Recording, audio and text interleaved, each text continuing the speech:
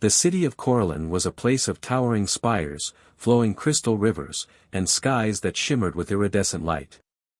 It was home to the Vaelari, a once proud alien race known for their beauty, grace, and vast technological advancements. But the war had changed everything. Humanity had arrived in the galaxy as an unknown force, underestimated by the greater civilizations. The Vaelari, proud and confident in their superiority, had challenged them, only to be crushed in a brutal and efficient campaign. Now, Corellon lay in ruins, its people scattered, its nobility cast down to the status of beggars. Amara, once a noble of the Vaelari High House, stood in the filth of the lower city, her once lustrous violet skin now dull with dust and hunger. Her long silver hair, which once symbolized prestige, hung in tangled strands around her delicate face.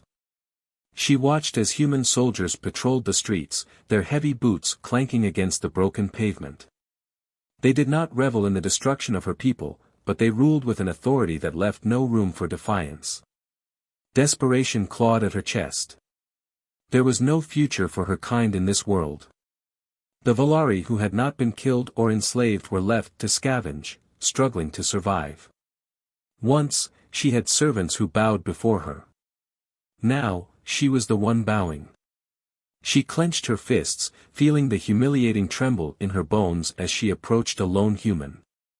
He was standing near a supply station, his armor marked with insignia she did not understand.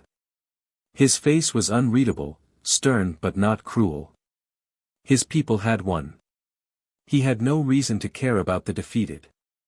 Swallowing what remained of her pride, she fell to her knees before him. "Human," she whispered, her voice raw from disuse. "Please, take me as your servant." The soldier, Lieutenant Mark Evans, raised an eyebrow. He had seen many things in this war, broken cities, desperate refugees, hatred burning in the eyes of the conquered.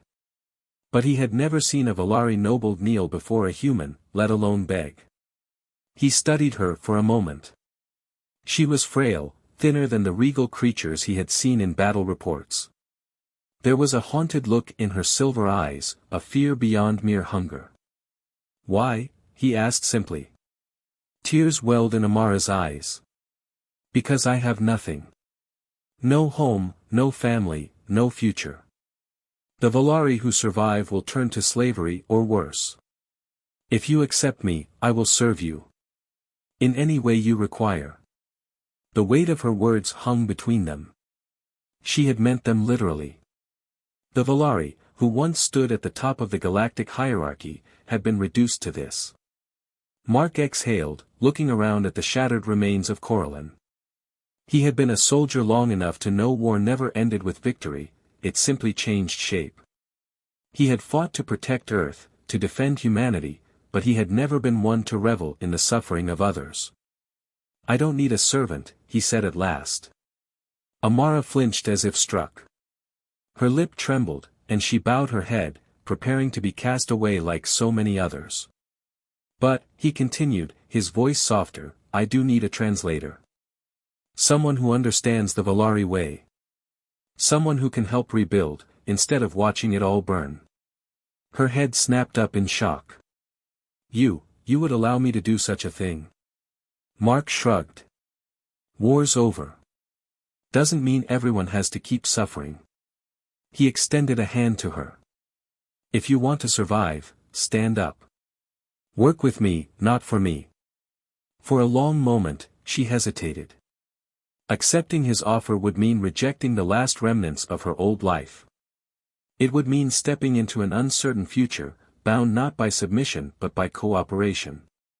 Slowly, she reached out and took his hand. The last noble of Corellon rose, not as a servant, but as something else entirely.